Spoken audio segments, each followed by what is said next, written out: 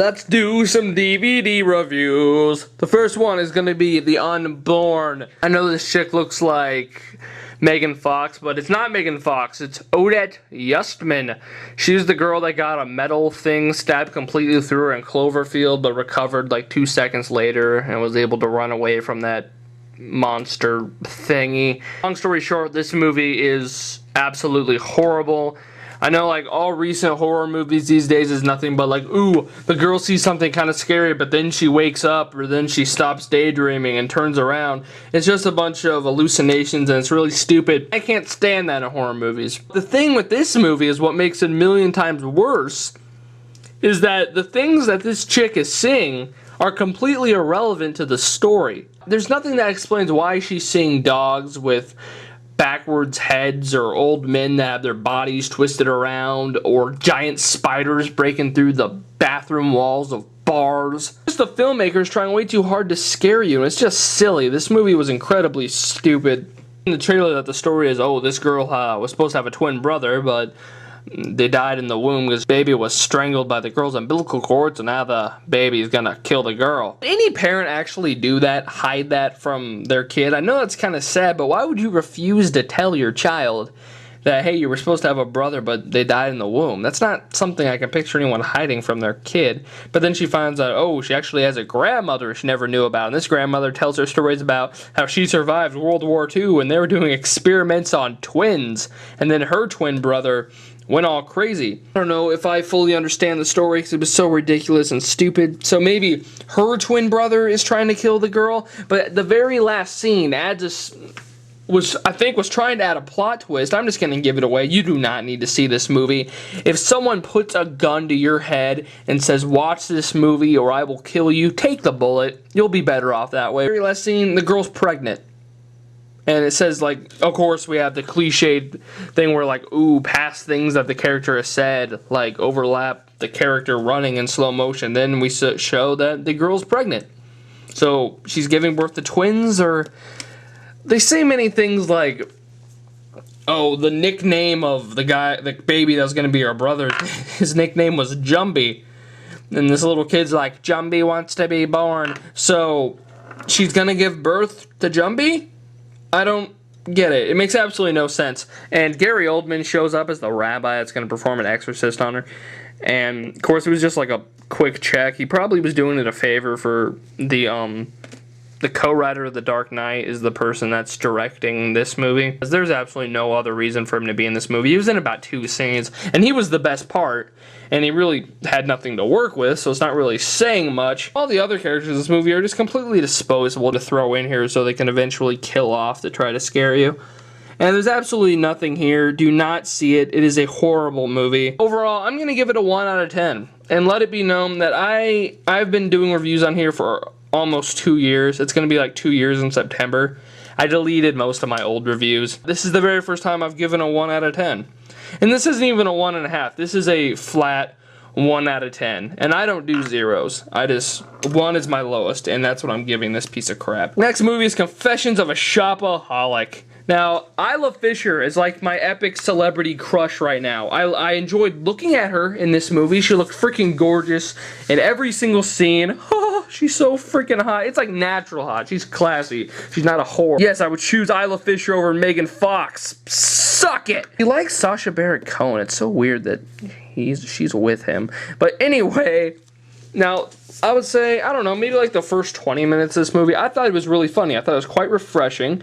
I thought it had a lot of wit and a lot of charm with her character. I thought the performance was very good and very likable. Eventually, this movie just turned into a series of romantic comedy cliches, and I thought it went in directions that it really didn't need to, and it just felt like devoted to formula. We need to have this scene in here because there's a scene like that in every other romantic comedy. And it sucks because I thought this movie started out really good, but it eventually had too many subplots to eventually, you know, have a conclusion, and there's just a whole lot going on. Like, oh, this auditor is stalking her because she owes a lot of money, and she's going to therapy to stop her shopping habit, and she has a new job. She's getting really popular there, but she's trying to get another job, and there's some scenes with her parents, played by John Goodman and Joan Cusack, which is a really random celebrity couple if you think about it. Her friend's getting married, and her friend eventually doesn't want her to be in the wedding. Of course, she's in love with her new boss. You know, we have to have that in there. I just didn't really care about some of those things, and every once in a while there's a pretty good scene here, some pretty funny stuff. Seems like it went on for like 4 hours. This movie felt really, really long. But although it definitely has some big flaws, I think the target audience, for the most part, should like it, because there's some scenes here where I felt like girls that are like this girl that like are addicted to shopping can really relate to her and are going to connect with what she's saying. Because there's some good writing, good scenes where, you know, she talks about, you know, her obsession with shopping and how she feels when she walks into a store, which I really couldn't relate to because I hate shopping. Definitely not the target audience, but there is some good stuff here. It's an okay movie.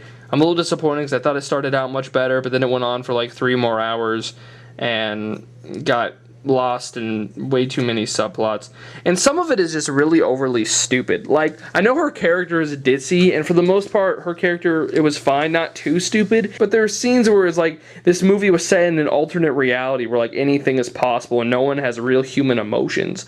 Like, there's a scene where she pretends to, where she lies and tells her boss that she can speak a different language because she wants the job and she wants to impress him. So when they're at a party, her boss shows her this guy that can speak that language, but she can't really speak the language, so when that guy says something in that language, she slaps him, you know, goes, oh, I'm not that kind of girl. And then the guy looks at her boss and goes, I like her. You know, stupid stuff like that. It was definitely suffered from really overdone humor, but it's an okay movie. I debated for a while back and forth on what I was going to give it, either a 5.5 or a 6. I'm going to give it a 6. I think its target audience should like it. You know, it's an alright movie. John Cena in 12 rounds. Woohoo! Now, you know, this movie first started out just like Confessions of a Shopaholic. I thought it started out quite good. If you've seen the trailer, you know that this guy's out to kill him because he was the reason his girlfriend died. And, you know, the beginning where it starts out that night where his girlfriend died, I thought it started out pretty good. And when it came to the day where that guy breaks out of prison and starts this game 12 rounds, that's when it started to weaken. I just consistently lost more and more of my interest and got quite stupid and overdone. You know, there are some clever things done with this game itself. You know, of course he has to go and find clues, and we've seen this kind of stuff before, and some of it's kind of clever, but I just really wasn't into it. I didn't give a crap if he saved his girlfriend or not. That girl was freaking annoying. I hate scenes where like a girl's captive or something, but then antagonizes the villain. Like, really, what is that going to accomplish by her saying, he's going to win and then he's going to kick your butt? You know, it's stupid. Overall, this movie's not horrible, but it's just really amateur. You know, there's really nothing special about it.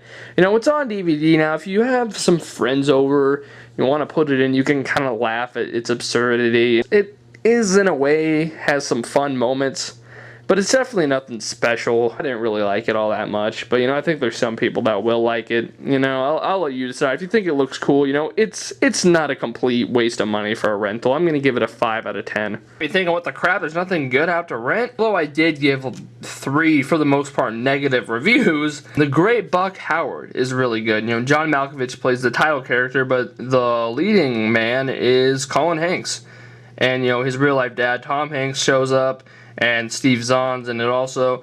And really, all the actors in this movie really do give it their all. Although Steve Zahn is in very few scenes, there's one scene that's actually really emotional with him, and I thought he did excellent. There are some scenes in this movie that I thought were kind of going in the wrong direction, but eventually got back in pace. For the most part, I thought this was a really good movie, often very funny, a very good study of this Buck Howard guy, which I'm glad that he wasn't the lead character, because he's not necessarily a likable character, and he's not really an unlikable character, so I'm glad that Colin was able to carry the movie, because he did a great job. His character was definitely very likable. This movie's kind of like a combination of Swimming with Sharks and Man on the Moon, and I love Swimming with Sharks, and that movie's about the insane relationship between a cranky boss and the new assistant, which this movie definitely is. There's a lot of hilarious scenes with John Malkovich yelling at Colin Hanks, and Man on the Moon, you know, the study of Andy Kaufman, you know, just like I said, not necessarily a likable guy and not necessarily an unlikable guy, just a very interesting performer.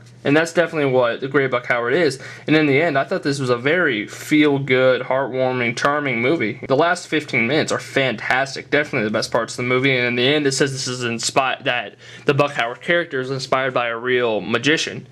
And I thought that was awesome. So overall, I think this movie's definitely worth checking out. I think it's a really good movie. I'm going to give it an 8 out of 10.